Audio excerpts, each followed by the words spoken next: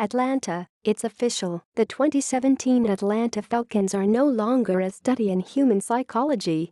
No matter what happens over the next 14 games and beyond, their successes and failures will be about football and only football, and not about the things that haunt men in the dead of night.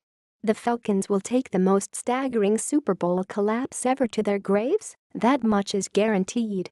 They will never need to inspect the 283 diamonds in New England's latest championship rings to see their 28-3 Super Bowl LI lead over the Patriots frozen in big scoreboard lights, only to be reduced to a punchline in cocktail parties from Connecticut to Maine. But on Sunday night, when the Falcons opened their shiny new stadium with a reenactment of their NFC Championship Game beatdown of the Green Bay Packers, they declared themselves our liberated lot. This was Atlanta's first primetime appearance before the country since treating its fans to the mother of all meltdowns in Super Bowl LI. It appears the Falcons won't have to worry again about 28-3 until they're holding a considerable lead in Super Bowl LII in Minneapolis. They sure look strong enough after 2 weeks, mentally and physically, to make that trip. The Packers opened Sunday's 34-23 defeat without their two starting tackles and quickly added Jordy Nelson and Mike Daniels to the injury list, but hey, that isn't Atlanta's problem. If Aaron Rodgers ends up performing another one-man traveling show, so be it. Matt Ryan, reigning league MVP, has already suffered enough postseason trauma to worry about another former MVP who already owns a ring. "I don't think about it too much," Ryan maintained Sunday night. "I think everybody else does, because the question keeps coming up." The quarterback referenced the work his team did in the offseason and their season-opening victory over the Chicago Bears. "We tried to answer it that way," he said, "but it kind of seems like nobody believed you when you were saying it. It's felt that way in our building for sure. Were we disappointed in it? Absolutely, but we got past that.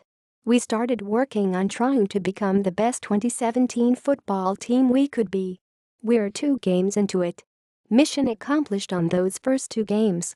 Make no mistake, the Falcons wanted this one badly, and for reasons that transcended the grand opening of Mercedes-Benz Stadium." Outside the winner's locker room, Falcons owner Arthur Blank wrapped his coach, Dan Quinn, in a full-throttle embrace.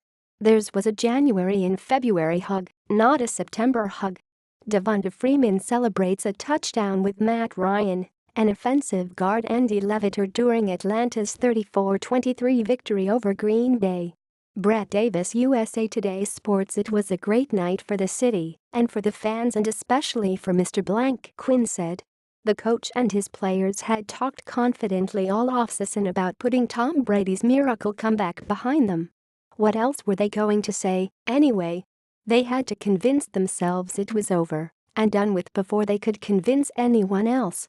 In the immediate wake of the collapse, Ryan forced himself to watch the tape of the Super Bowl 3 times. It hurt more than Donta Hightower's sack and strip. But it's always better to confront championship-round disasters head-on, just as the 2013 San Antonio Spurs did after they blew Game 6 and ultimately the series, with Miami Heat fans in the parking lots and arena officials preparing for the visitors' coronation. The Spurs secured vengeance against the Heat the following June, and it's quite possible the Falcons will even the score with the Patriots in February.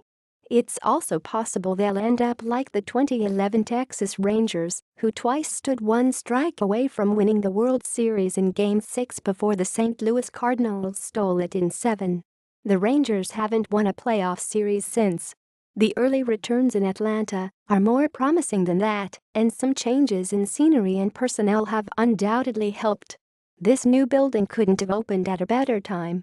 With its retractable roof and giant, sky-high video boards forming a halo, the stadium helped change the conversation. On opening night, the place looked so spectacular it made Jerry Jones' palatial home of AT&T Stadium look like the StubHub Center.